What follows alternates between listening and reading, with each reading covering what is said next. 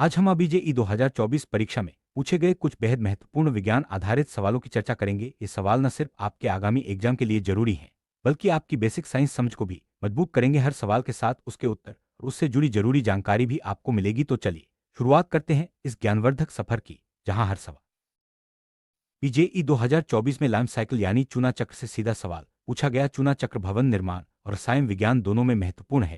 इसमें लाइमस्टोन को गर्म करने पर क्विक लाइम बनता है, फिर उसमें पानी मिलाने पर स्लेक्ट लाइम और अंत में CO2 मिलाने पर दोबारा कैल्शियम कार्बोनेट बन जाता है। ये प्रक्रिया न सिर्फ थियोरेटिकली बल्कि प्रैक्टिकली भी कई जगहों पर इस्तेमाल होती। बात करते हैं लाइम साइकिल से जुड़ी सही अभिक्रियाओं की। सबसे पहले कारों में पानी मिलाने पर का H2 यानी स्लेक्ट लाइम बनता है। इसके बाद स्लेक्ट लाइम में CO2 मिलाने पर फिर से का CO3 यानी कैल्शियम कार्बोनेट बन जाता है। ये दोनों अभिक्रियाएं चूना चक्र की मुख्य कड़ी हैं। परीक्षा में अहलनसर इनसे जुड़े सवाल पूछे जाते हैं, इसलिए इन्हें अच्छे से याद रखें। अभिक्रियाएं ऐसी भी दी गई थीं जो चूना चक्र से संबंधित नहीं है, जैसे का CO3 प्लस HCl का Cl2 plus CO2 plus H2O। यह एक एसिड बेस्ड रिएक्शन है, लेकिन लाइम साइकिल का हिस्सा नहीं। इसी तरह का OH2 प्लस Cl2 का अकल 2 प्लस H2O भी चूना चक्र की प्रक्रिया में नहीं आती। परीक्षा में सही और गलत अभिक्रियाओं की पहचान करना जरूरी है। बात करते हैं मीथेन यानी CH4 की लुईस संरचना की। कार्बन की वैलेंसी 4 होती है, इसलिए वह 4 हाइड्रोजन के साथ 4 सिंगल बॉन्ड बनाता है। लुईस स्ट्रक्चर में कार्बन के चारों ओर 4 हाइड्रोजन आटम जुड़े होते हैं और सभी सिंगल बॉन्ड होते हैं। यह संरचना मीथेन की स्टेबिलिटी और उसकी रासायनिक प्रकृति को दर्शाती है। सवाल में दिए गए विकल्पों में से केवल वही सही है जिसमें कार्बन 4 हाइड्रोजन से सिंगल बॉन्ड बनाता है। बाकी विकल्पों में डबल या ट्रिपल बॉन्ड की बात की गई थी, जो मीथेन की संरचना में संभव नहीं है। इसलिए सही उत्तर है कार्बन 4 हाइड्रोजन से सिंगल बॉन्ड बनाता है। बात करते हैं उद्यान यानी गार्डन के पारिस्थितिकी तंत्र होने की। इकोसिस्टम वह जगह है जहां बायोटिक जीवित और अबायोटिक अजीव घटक आपस में इंटरैक्ट करते हैं। गार्डन में पौधे, जानवर, मिट्टी, पानी, हवा सब मिलकर एक इकोसिस्टम बनाते हैं। यहां जीव आपस में और अपने वातावरण से प्रभावित होते हैं। सवाल में दिए गए विकल्पों में से सही वही है जिसमें कहा गया है कि जीव आपस में इंटरैक्ट करते हैं और अबायोटिक घटकों से भी प्रभावित होते हैं। सिर्फ पौधों या जानवरों की मौजूदगी इकोसिस्टम नहीं बनाती, इंटरैक्शन जरूरी है। इसलिए इकोसिस्टम की सही पहचान है बायोटिक और अबायोटिक घटकों का आपसी संबंध। जानते हैं कि एक्वेरियम को नियमित रूप से साफ करना क्यों जरूरी है। जब मछलियां या पौधे मर जाते हैं तो वे सूक्ष्म जीवों द्वारा सड़कर पानी को टॉक्सिक बना देते हैं।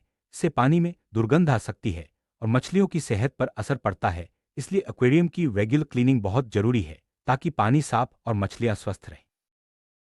सवाल में दिए गए विकल्पों में से सही वही है जिसमें कहा गया है कि मृत मछलियां और पौधे सड़कर दुर्गंध पैदा करते हैं। बाकी विकल्प जैसे बिजली सप्लाई या एरेशन सिस्टम की खराबी एक्वेरियम की सफाई का मुख्य कारण नहीं है। इसलिए सही उत्तर है डिकम्पोजिशन के कारण सफाई जरूरी है।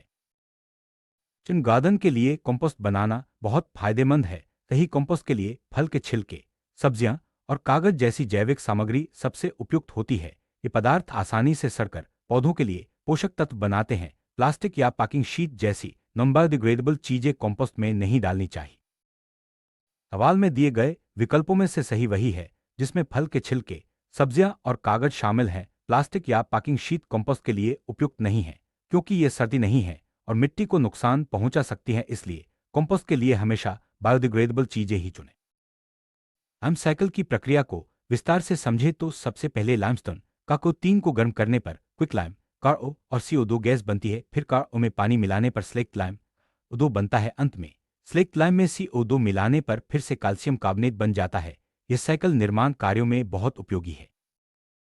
मीथेन की लुईस संरचना न सिर्फ परीक्षा के लिए बल्कि रसायन विज्ञान की समझ के लिए भी जरूरी है। 4 सिंगल बॉन्ड मीथेन को स्टेबल बनाते हैं और यही वजह है यह प्राकृतिक गैस के रूप में पाया जाता है। इसकी सरल संरचना इसे एनर्जी सोर्स के रूप में भी उपयुक्त बनाती है।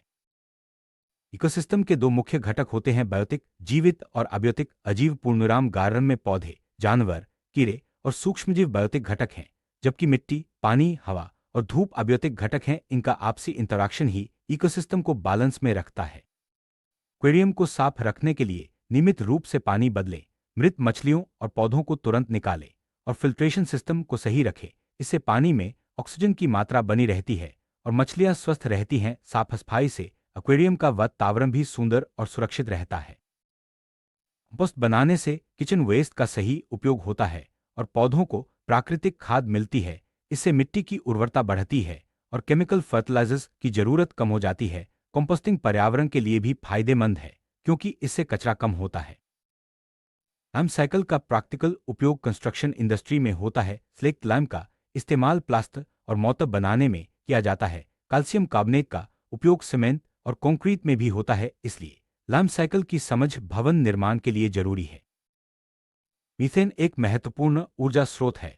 यह प्राकृतिक गैस के रूप में घरों में कुकिंग और हीटिंग के लिए इस्तेमाल होता है। इसकी क्लीन बर्निंग प्रॉपर्टी इसे एनवायरनमेंट फ्रेंडली बनाती है। मीथेन का सही नॉलेज आपको एनर्जी सेक्टर में भी मदद करेगा।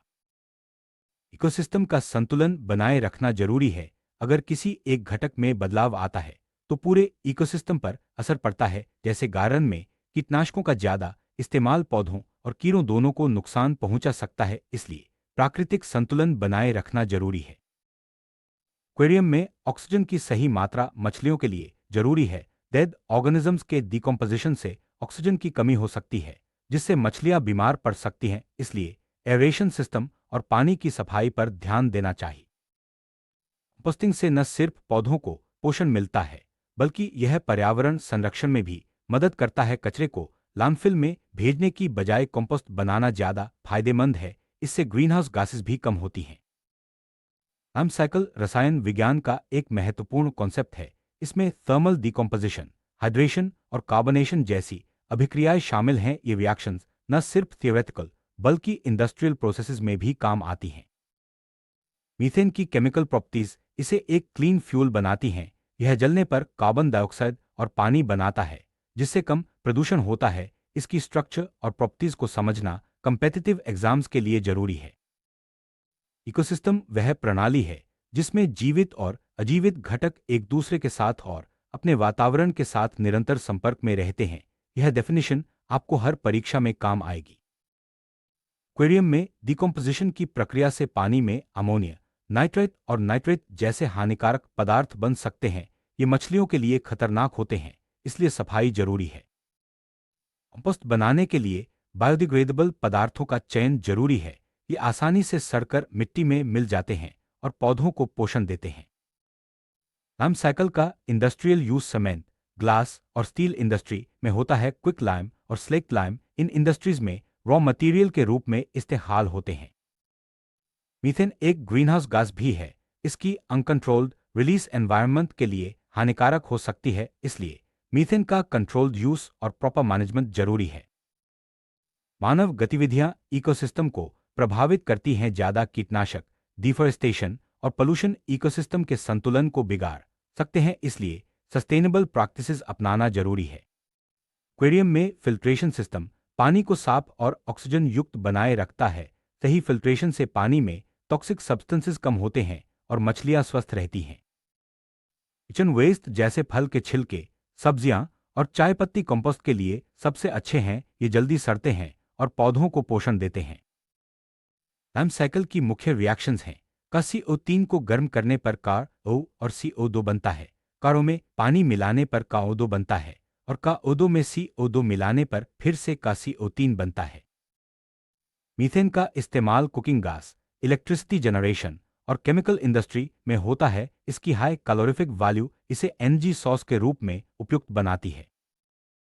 इकोसिस्टम में फूड चेन और फूड वेब का भी बड़ा महत्व है। पौधे, शाकाहारी, मांसाहारी और अपघटक सभी मिलकर इकोसिस्टम को बैलेंस में रखते हैं। एक्वेरियम में पानी की क्वालिटी, टेम्परेचर और pH लेवल को नियमित रूप से मॉनिटर करना चाहिए। इससे मछलियों की सेहत बनी रहती है और डिजीजेस का खतरा कम होता है। कंपोस्ट में प्लास्टिक, ग्लास या मेटल जैसी चीजें कभी नहीं डालनी चाहिए। ये न सड़ती हैं न ही पौधों के लिए फायदेमंद होती हैं। लाइम साइकिल से जुड़े रिएक्शंस और उनके प्रोडक्ट्स को याद रखने के लिए फ्लो चार्ट या डायग्राम बनाएं। इससे कॉन्सेप्ट्स जल्दी याद होंगे और एग्जाम में गलती नहीं होगी। मीथेन की लुईस स्ट्रक्चर को डायग्राम के रूप में समझे। कार्बन के चारों ओर 4 हाइड्रोजन, सभी सिंगल बॉन्ड से जुड़े। यह डायग्राम एग्जाम में पूछे जा सकते हैं। इकोसिस्टम में अबियोटिक फैक्टर्स जैसे सनलाइट, टेम्परेचर, वाटर और सोइल क्वालिटी का बड़ा महत्व है। ये सभी जीवों के जीवन को प्रभावित करते हैं। एक्वेरियम में साफ सफाई और सही वाटर क्वालिटी से मछलियों में डिजीजेस का खतरा कम होता है। डेड ऑर्गेनिजम्स को तुरंत हटाना चाहिए। कंपोस्टिंग से न्यूट्रिएंट साइकिल पूरी होती है। जैविक कचरा सड़कर मिट्टी में मिल जाता है और पौधों को जरूरी पोषक तत्व देता है। लाइम साइकिल का रियल लाइफ एग्जाम्पल पुराने घरों की दीवारों पर सफेदी करना। इसमें स्लेक्ट लाइम का इस्तेमाल होता है जो हवा में CO2 से रिएक्ट कर कैल्शियम कार्बोनेट बनाता है और दीवारों को चमकदार बनाता है। मीथेन गैस का इस्तेमाल करते समय सुरक्षा का ध्यान रखें। गैस लीक होने पर तुरंत वेंटिलेट करें और आग से दूर रहें।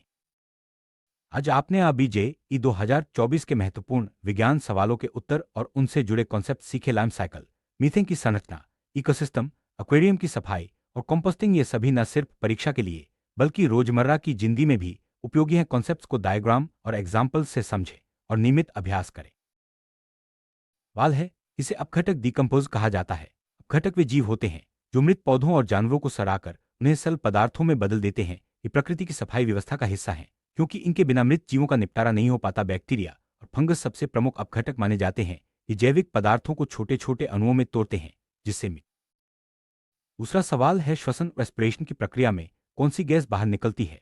जब हम सांस लेते हैं तो हम ऑक्सीजन अंदर लेते हैं और कार्बन डाइऑक्साइड बाहर छोड़ते हैं। ये प्रक्रिया हर जीवित प्राणी में होती है, चाहे वे इंसान हो या जानवर। ऑक्सीजन हमारे शरीर में ऊर्जा बनाने के लिए जरूरी है, लेकिन इस प्रक्रिया के दौरान जो अपशिष्ट गैस बनती है वह है कार्बन डाइऑक्साइड। इसलिए तीसरा सवाल है, प्रकाश संश्लेषण फोटोसिंथेसिस के लिए आवश्यक नहीं है। प्रकाश संश्लेषण वह प्रक्रिया है जिसमें पौधे सूर्य के प्रकाश, क्लोरोफिल और कार्बन डाइऑक्साइड की मदद से अपना भोजन बनाते हैं। इस प्रक्रिया में ऑक्सीजन एक उपउत्पाद के रूप में बनती है, लेकिन यह प्रक्रिया के लिए जरूरी नहीं होती। यानी अगर ऑक्सीजन न भी हो तो भी पौधा प्रकाश संश्लेषण कर सकता है। इसलिए चौथा सवाल है, दूध से दही बनने की प्रक्रिया किस कारण होती है। जब दूध में लैक्टोबैसिलस नामक बैक्टीरिया डाला जाता है तो वह दूध में मौजूद शर्करा को लैक्टिक एसिड में बदल देता है। इसी लैक्टिक एसिड के कारण दूध फटकर दही में बदल जाता है। ये प्रक्रिया पूरी तरह से बैक्टीरिया पर निर्भर करती है, न कि फंगस, वायरस या एल्गी पर। इसलिए ऑप्शन 3 बैक्टीरिया सही उत्तर है। सवाल है, निम्न में से कौन सा नॉन बायोडिग्रेडेबल कचरा है। नॉन बायोडिग्रेडेबल वे पदार्थ होते हैं जो प्रकृति में जल्दी नष्ट नहीं होते। इनमें सबसे आम उदाहरण है प्लास्टिक। प्लास्टिक सैकड़ों सालों तक बिना सड़े गले वैसे ही पड़ा रहता है, जिससे पर्यावरण को नुकसान होता है। जबकि सब्जियों के छिलके, कागज और सूती कपड़ा आसानी से सड़ जाते हैं। इसलिए ऑप्शन 3 प्लास्टिक सही उत्तर है। छठा सवाल है, दहन कंबस्टन के लिए आवश्यक नहीं है। दहन के लिए 3 चीजें जरूरी होती हैं, ईंधन फ्यूल, ऑक्सीजन और ऊष्मा हीट। पूर्णविराम, इन्हें मिलाकर फायर ट्रायंगल कहा जाता है। लेकिन कार्बन डाइऑक्साइड दहन के लिए जरूरी नहीं, बल्कि यह दहन को रोकती है। इसलिए ऑप्शन 4 कार्बन डाइऑक्साइड सही उत्तर है। सातवां सवाल है, ओजोन परत का मुख्य कार्य क्या है। ओजोन परत पृथ्वी के वायुमंडल में एक सुरक्षा कवच की तरह है जो सूर्य की हानिकारक अल्ट्रावायलेट यूवी किरणों को रोकती है। अगर यह परत न हो तो यूवी किरणें सीधे पृथ्वी पर पहुंचकर जीवों को नुकसान पहुंचा सकती हैं। इसलिए ऑप्शन 3 हानिकारक यूवी किरणों से सुरक्षा सही उत्तर है। अपघटक न सिर्फ मृत जीवों को सड़ाते हैं, बल्कि वे पर्यावरण में पोषक तत्वों का चक्र भी बनाए रखते हैं। इनके बिना मिट्टी की उर्वरता कम हो जाती है और जैविक कचरा बढ़ जाता है। इसलिए अपघटक प्रकृति के लिए अनिवार्य हैं। श्वसन के दौरान हमारे शरीर की कोशिकाएं ऑक्सीजन का उपयोग करके ऊर्जा बनाती हैं। इस प्रक्रिया में ग्लूकोज टूटता है और ऊर्जा के साथ साथ कार्बन डाइऑक्साइड भी बनती है, जो सांस के जरिए बाहर निकल जाती है। प्रकाश संश्लेषण के बिना जीवन असंभव है, क्योंकि इसी प्रक्रिया से पौधे भोजन बनाते हैं और ऑक्सीजन छोड़ते हैं। यह प्रक्रिया सूर्य के प्रकाश, क्लोरोफिल और कार्बन डाइऑक्साइड पर निर्भर करती है। दूध से दही बनने की प्रक्रिया में बैक्टीरिया की भूमिका सबसे अहम होती है। ये बैक्टीरिया दूध में मौजूद शर्करा को लैक्टिक एसिड में बदल देते हैं, जिससे दूध गाढ़ा होकर दही बन जाता है। नॉन बायोडिग्रेडेबल कचरा जैसे प्लास्टिक पर्यावरण के लिए बहुत हानिकारक है। यह न तो सड़ता है और न ही मिट्टी में मिल पाता है, जिससे प्रदूषण बढ़ता है और जीवों को नुकसान होता है। दहन के लिए ईंधन, ऑक्सीजन और ऊष्मा का होना जरूरी है। अगर इनमें से कोई भी चीज ना हो तो आग नहीं लग सकती। कार्बन डाइऑक्साइड दहन को रोकने के लिए इस्तेमाल होती है, जैसे आग बुझाने वाले यंत्रों में। ओजोन परत के बिना पृथ्वी पर जीवन संभव नहीं है, क्योंकि यह सूर्य की हानिकारक यूवी किरणों को रोकती है। अगर यह परत क्षतिग्रस्त हो जाए तो त्वचा कैंसर जैसी बीमारियों का खतरा बढ़ जाता है। अपघटन का चक्र प्रकृति में संतुलन बनाए रखने के लिए जरूरी है। जब कोई जीव मरता है तो अपघटक उसे सड़ाकर पोषक तत्वों को मिट्टी में वापस पहुंचाते हैं, जिससे नए पौधों की वृद्धि होती है। श्वसन के जरिए हमारे शरीर को ऊर्जा मिलती है, जिससे हम चल फिर सकते हैं, सोच सकते हैं और सभी कार्य कर सकते हैं। यह प्रक्रिया जीवन के लिए अनिवार्य है। प्रकाश संश्लेषण में पौधे सूर्य के प्रकाश को पकड़कर उसे रासायनिक ऊर्जा में बदलते हैं। इस प्रक्रिया में ऑक्सीजन एक उपउत्पाद के रूप में निकलती है, जो सभी जीवों के लिए जरूरी है। दही का स्वाद और उसकी बनावट लैक्टोबैसिलस बैक्टीरिया की वजह से ही आती है। ये बैक्टीरिया दूध को गाढ़ा और खट्टा बना देते हैं, जिससे दही तैयार होता है। प्लास्टिक का इस्तेमाल जितना बढ़ रहा है, उतना ही यह पर्यावरण के लिए खतरा बनता जा रहा है। प्लास्टिक नष्ट नहीं होता, जिससे नदियों, समुद्रों और जमीन में प्रदूषण फैलता है। दहन की प्रक्रिया को समझना इसलिए भी जरूरी है ताकि हम आग लगने की घटनाओं से बचाव कर सकें। कार्बन डाइऑक्साइड का इस्तेमाल आग बुझाने के लिए किया जाता है, क्योंकि यह ऑक्सीजन की आपूर्ति रोक देती है। ओजोन परत को बचाने के लिए हमें ऐसे रसायनों का इस्तेमाल कम करना चाहिए जो इसे नुकसान पहुंचाते हैं, जैसे CFC। ओजोन परत की रक्षा करना हम सभी की जिम्मेदारी है। अपघटक जैविक कचरे को खाद में बदल देते हैं, जिससे खेतों की उर्वरता बढ़ती है। इस तरह वे कृषि के लिए भी बहुत फायदेमंद हैं। पौधे भी श्वसन करते हैं। दिन में वे प्रकाश संश्लेषण के जरिए ऑक्सीजन छोड़ते हैं, लेकिन रात में वे भी ऑक्सीजन लेते हैं और कार्बन डाइऑक्साइड छोड़ते हैं। प्रकाश संश्लेषण के कारण ही पृथ्वी पर ऑक्सीजन का स्तर बना रहता है। पौधे जितनी ज्यादा संख्या में होंगे, उतनी ही ज्यादा ऑक्सीजन बनेगी। दही में मौजूद बैक्टीरिया हमारे पाचन तंत्र के लिए भी फायदेमंद होते हैं। ये अच्छे बैक्टीरिया पेट की सेहत को बेहतर बनाते हैं। हमें प्लास्टिक के बजाय ऐसे विकल्पों का इस्तेमाल करना चाहिए जो आसानी से नष्ट हो जाएं, जैसे कपड़ा, कागज या जैविक कचरा। अगर किसी कमरे में ऑक्सीजन की कमी हो जाए तो वहां आग नहीं जल सकती, इसलिए दहन के लिए ऑक्सीजन का होना जरूरी है। ओजोन परत में छिद्र बनने से UV किरणें सीधे पृथ्वी पर पहुंचती हैं, जिससे त्वचा, आंखों और पौधों को नुकसान होता है। अपघटन के बिना पर्यावरण में जैविक कचरा जमा होता जाता है, जिससे बीमारियां फैल सकती हैं। अपघटक इस कचरे को साफ रखते हैं। श्वसन के बिना जीवन संभव नहीं है। यह प्रक्रिया हर जीवित कोशिका में चलती रहती है, जिससे शरीर को ऊर्जा मिलती है। प्रकाश संश्लेषण के कारण ही वातावरण में कार्बन डाइऑक्साइड की मात्रा नियंत्रित रहती है, जिससे जलवायु संतुलित रहती है। दही में प्रोटीन, कैल्शियम और विटामिन B12 जैसे पोषक तत्व होते हैं, जो शरीर के लिए बहुत फायदेमंद हैं। प्लास्टिक के छोटे छोटे टुकड़े समुद्री जीवों के लिए घातक होते हैं। ये टुकड़े खाने से कई जीव मर जाते हैं। दहन से ऊर्जा मिलती है, जिसका इस्तेमाल खाना पकाने, वाहन चलाने और बिजली बनाने में होता है। ओजोन परत के कमजोर होने से त्वचा कैंसर, मोतियाबिंद और फसलें खराब होने का खतरा बढ़ जाता है।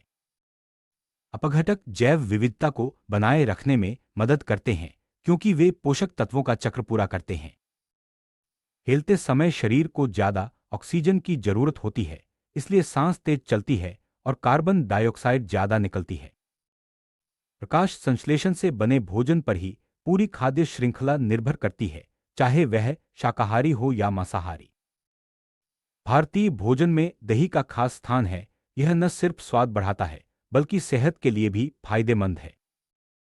प्लास्टिक को रिसाइक्लिंग करके नए उत्पाद बनाए जा सकते हैं, जिससे पर्यावरण पर इसका असर कम होता है। दहन के दौरान कई बार हानिकारक गैसें निकलती हैं, जो वायु प्रदूषण का कारण बनती हैं। ओजोन परत की रक्षा के लिए मॉन्ट्रियल प्रोटोकॉल जैसे अंतर्राष्ट्रीय समझौते किए गए हैं, ताकि हानिकारक गैसों का इस्तेमाल कम हो। इन सवालों के जरिए हमने जाना कि विज्ञान हमारे जीवन के हर हिस्से में मौजूद है। सही जानकारी और समझ से हम अपने जीवन को बेहतर बना सकते हैं। आशा है आपको ये सवाल और उनके जवाब अच्छे से समझ में आ गए होंगे। विज्ञान को रोजमर्रा की जिंदगी से जोड़ना ही असली समझदारी है। अगली बार जब कोई ऐसा सवाल आए तो आप न सिर्फ सही उत्तर देंगे, बल्कि उसका कारण भी बता पाएंगे। मानव शरीर में रक्त को शुद्ध करने का सबसे महत्वपूर्ण कार्य किडनी यानी गुर्दा करता है। किडनी हमारे शरीर के खून से अपशिष्ट पदार्थों को छानकर बाहर निकालती है और इसी प्रक्रिया में यूरिन बनता है। अगर किडनी सही से काम न करे तो शरीर में विषैले पदार्थ जमा हो सकते हैं, जिससे कई बीमारियां हो सकती हैं। इसलिए किडनी को स्वस्थ रखना बहुत जरूरी है। मानव हृदय में कुल 4 कक्ष होते हैं, 2 एट्रिया ऊपरी कक्ष और 2 वेंट्रिकल्स निचले कक्ष पूर्णविराम। ये चारों कक्ष मिलकर रक्त के प्रवाह को नियंत्रित करते हैं। हृदय का यह अनूठा ढांचा शरीर के हर हिस्से तक ऑक्सीजन युक्त रक्त पहुंचाने में मदद करता है। सही तरीके से काम करता हुआ हृदय हमारे जीवन के लिए बेहद जरूरी है। मानव शरीर का नियंत्रण केंद्र मस्तिष्क है। मस्तिष्क पूरे नर्वस सिस्टम को नियंत्रित करता है और हमारे सोचने, समझने, महसूस करने और प्रतिक्रिया देने की क्षमता को संचालित करता है। यह हमारे शरीर के हर हिस्से को निर्देश देता है कि कब और कैसे काम करना है। मस्तिष्क के बिना शरीर का संचालन असंभव है। टाइफाइड एक ऐसा रोग है जो बैक्टीरिया के कारण होता है। इसका मुख्य कारण साल्मोनेल टाइफे नामक बैक्टीरिया है। जब यह बैक्टीरिया शरीर में प्रवेश करता है तो बुखार, कमजोरी और पेट दर्द जैसे लक्षण उत्पन्न होते हैं। टाइफाइड का इलाज एंटीबायोटिक दवाओं से किया जाता है। साफ सफाई और स्वच्छ पानी का सेवन करके इससे बचा जा सकता है। मलेरिया एक गंभीर रोग है जो मादा एनोफिलीज मच्छर के काटने से फैलता है। जब यह मच्छर किसी संक्रमित व्यक्ति का खून चूसती है और फिर किसी स्वस्थ व्यक्ति को काटती है तो मलेरिया के परजीवी उसके शरीर में प्रवेश कर जाते हैं। मलेरिया से बचाव के लिए मच्छरदानी का प्रयोग और साफ सफाई बेहद जरूरी है। HCl यानी हाइड्रोक्लोरिक एसिड एक मजबूत अम्ल है। यह आमतौर पर प्रयोगशालाओं में इस्तेमाल होता है। बाकी विकल्प जैसे NaOH, को और KO2 ये सभी क्षार बेस हैं। अम्ल और क्षार की पहचान करना रसायन विज्ञान में बहुत जरूरी है क्योंकि इनका व्यवहार और उपयोग अलग अलग होता है। सामान्य नमक जिसे हम रोजमर्रा की जिंदगी में इस्तेमाल करते हैं उसका रासायनिक नाम सोडियम क्लोराइड, सोडियम क्लोराइड है। यह हमारे भोजन का जरूरी हिस्सा है और शरीर में इलेक्ट्रोलाइट संतुलन बनाए रखने में मदद करता है। रसायन विज्ञान में इसे NaCl के नाम से भी जाना जाता है। धातु वे तत्व होते हैं जो चमकीले, कठोर और विद्युत तथा ऊष्मा के अच्छे चालक होते हैं। दिए गए विकल्पों में लोहा आयन एक धातु है। सल्फर, ऑक्सीजन और कार्बन धातु नहीं है। धातुओं का उपयोग निर्माण, मशीनरी और दैनिक जीवन में कई जगह होता है। अग्नि हमारे शरीर में रक्त को छानने का काम करती है। यह अपशिष्ट पदार्थों और अतिरिक्त पानी को छानकर यूरिन के रूप में बाहर निकालती है। किडनी की सही कार्यप्रणाली शरीर को स्वस्थ रखने के लिए अनिवार्य है। अगर किडनी में कोई समस्या आ जाए तो शरीर में विषैले पदार्थ जमा होने लगते हैं। हृदय के 4 कक्ष, 2 एट्रिया और 2 वेंट्रिकल्स मिलकर रक्त को शरीर के अलग अलग हिस्सों में पंप करते हैं। यह संरचना हृदय को प्रभावी ढंग से काम करने में मदद करती है। हृदय की यह जटिल बनाव हमारे जीवन के लिए अत्यंत महत्वपूर्ण है। मस्तिष्क न केवल सोचने और समझने का कार्य करता है बल्कि यह शरीर के हर अंग को नियंत्रित भी करता है। यह हमारी याददाश्त, भावनाओं और निर्णय लेने की क्षमता को भी संचालित करता है। मस्तिष्क के बिना जीवन की कल्पना भी नहीं की जा सकती। टाइफाइड रोग गंदे पानी या संक्रमित भोजन के सेवन से फैलता है। साल्मोनेल टाइफे बैक्टीरिया इसके लिए जिम्मेदार है। यह रोग बुखार, सिरदर्द और कमजोरी जैसे लक्षणों के साथ आता है। समय पर इलाज न होने पर यह गंभीर हो सकता है। मलेरिया से बचाव के लिए मच्छरदानी का प्रयोग, घर के आसपास पानी जमा न होने देना और साफ सफाई रखना जरूरी है। मलेरिया के लक्षणों में बुखार, ठंड लगना और पसीना आना शामिल हैं। समय पर इलाज से मलेरिया को रोका जा सकता है। रसायन विज्ञान में अम्ल और क्षार की पहचान बहुत जरूरी है। अम्ल वे पदार्थ हैं जो जल में घुलकर हाइड्रोजन आयन H+ देते हैं, जबकि क्षार वे हैं जो हाइड्रोक्साइड आयन O- देते हैं। HCl अम्ल है, जबकि NaOH, को और KO2 क्षार हैं।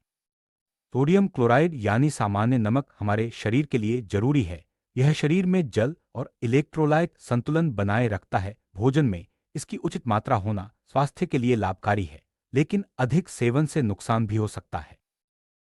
धातुएं सामान्यतः ठोस, चमकीली और विद्युत तथा ऊष्मा की अच्छी चालक होती है। लोहा, तांबा, सोना आदि धातुओं के उदाहरण हैं। ये निर्माण, विद्युत उपकरण और गहनों में इस्तेमाल होती हैं।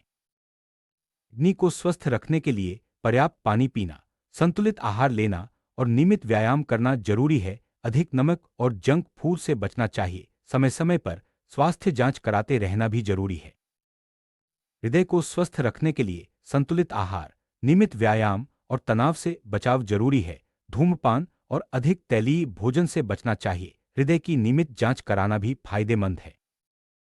मस्तिष्क को स्वस्थ रखने के लिए पर्याप्त नींद, पौष्टिक आहार और मानसिक व्यायाम जरूरी है। मोबाइल और टीवी का अधिक उपयोग मस्तिष्क को थका सकता है, इसलिए संतुलन बनाए रखना चाहिए। टाइफाइड से बचने के लिए साफ पानी पीना, भोजन को अच्छी तरह पकाना और हाथ धोना जरूरी है। संक्रमित व्यक्ति से दूरी बनाए रखें और समय पर टीका लगवाएं। मलेरिया के मुख्य लक्षणों में तेज बुखार, ठंड लगना, सिर दर्द और पसीना आना शामिल हैं। इन लक्षणों को नजरअंदाज न करें और तुरंत डॉक्टर से संपर्क करें। अम्ल और क्षार का उपयोग उद्योगों, घरेलू सफाई और चिकित्सा में होता है। HCl का उपयोग सफाई में, NaOH का साबुन बनाने में और KOH का बैटरियों में होता है। भोजन में नमक का संतुलित सेवन जरूरी है। अधिक नमक से हाई ब्लड प्रेशर और अन्य बीमारियां हो सकती हैं। डॉक्टर की सलाह के अनुसार ही नमक का सेवन करें। धातुओं का उपयोग घर, वाहन, मशीनरी और इलेक्ट्रॉनिक्स में किया जाता है। लोहा, तांबा, एल्यूमिनियम जैसी धातुएं रोजमर्रा की जिंदगी का हिस्सा हैं। किडनी की आम बीमारियों में किडनी स्टोन, संक्रमण और किडनी फेल्योर शामिल हैं। इनसे बचाव के लिए पर्याप्त पानी पीना और समय समय पर जांच कराना जरूरी है। हृदयाघात के लक्षणों में सीने में दर्द, सांस लेने में तकलीफ और पसीना आना शामिल हैं। इन लक्षणों को नजरअंदाज न करें और तुरंत डॉक्टर से संपर्क करें। मस्तिष्क की आम बीमारियों में माइग्रेन, स्ट्रोक और अल्जाइमर शामिल हैं। इनसे बचाव के लिए स्वस्थ जीवन शैली और समय पर इलाज जरूरी है। टाइफाइड का इलाज एंटीबायोटिक दवाओं से किया जाता है। डॉक्टर की सलाह के बिना दवा न लें और पूरा कोर्स पूरा करें। मलेरिया का इलाज डॉक्टर द्वारा दी गई दवाओं से किया जाता है। समय पर इलाज न होने पर यह जानलेवा हो सकता है। शरीर में अम्लक्षार का संतुलन बनाए रखना जरूरी है। असंतुलन से पेट की समस्या, थकान और अन्य बीमारियां हो सकती हैं। शरीर में नमक की कमी से कमजोरी, चक्कर आना और मांसपेशियों में ऐंठन हो सकती है। संतुलित मात्रा में नमक का सेवन जरूरी है। धातुओं की पहचान उनके चमक, कठोरता और चालकता से की जाती है। लोहा, तांबा, सोना आदि धातु के उदाहरण हैं। अगर किडनी पूरी तरह से काम करना बंद कर दे तो किडनी ट्रांसप्लांट की जरूरत पड़ सकती है। यह एक जटिल प्रक्रिया है जिसमें स्वस्थ किडनी को प्रत्यारोपित किया जाता है। गंभीर हृदय रोग में हृदय प्रत्यारोपण की जरूरत पड़ सकती है। यह एक बड़ी सर्जरी है जिसमें नया हृदय लगाया जाता है। कुछ गंभीर बीमारियों में मस्तिष्क की सर्जरी की जरूरत पड़ सकती है। यह एक जटिल और संवेदनशील प्रक्रिया है जिसमें विशेषज्ञ डॉक्टर ही सर्जरी करते हैं। टाइफाइड से बचाव के लिए टीका उपलब्ध है। बच्चों और वयस्कों को समय पर टीका लगवाना चाहिए ताकि संक्रमण से बचा जा सके। मलेरिया के इलाज के लिए विशेष दवाएं उपलब्ध हैं। डॉक्टर की सलाह के बिना दवा न लें और पूरा कोर्स पूरा करें। अम्ल और क्षार की पहचान के लिए लिटमस पेपर का उपयोग किया जाता है। अम्ल नीले लिटमस को लाल और क्षार लाल लिटमस को नीला कर देता है। नमक का उत्पादन समुद्र के पानी को सुखाकर या खानों से निकाला जाता है। भारत में गुजरात, राजस्थान और तमिलनाडु में नमक उत्पादन प्रमुख है। धातुओं की रिसाइक्लिंग से पर्यावरण की रक्षा होती है और संसाधनों की बचत होती है। पुराने लोहे, तांबे आदि को पिघलाकर दोबारा उपयोग में लाया जाता है। किडनी डोनेशन से किसी जरूरतमंद को नया जीवन मिल सकता है। स्वस्थ व्यक्ति अपनी एक किडनी दान कर सकता है जिससे दूसरे की जान बचाई जा सकती है। हृदय की जांच के लिए ECG, एको और ब्लड टेस्ट किए जाते हैं। समय समय पर जांच कराना हृदय रोगों से बचाव में मदद करता है।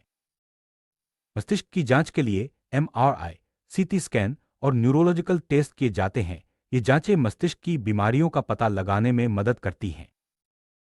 आज आपने जाना कि किडनी, हृदय, मस्तिष्क, टाइफाइड, मलेरिया, अम्लक्षार, नमक और धातुओं से जुड़े प्रश्न परीक्षा के लिए कितने महत्वपूर्ण हैं। इन सभी विषयों की सही जानकारी आपको न सिर्फ परीक्षा में बल्कि जीवन में भी आगे बढ़ने में मदद करेगी। हमेशा सीखते रहें और अपने स्वास्थ्य का ध्यान रखें।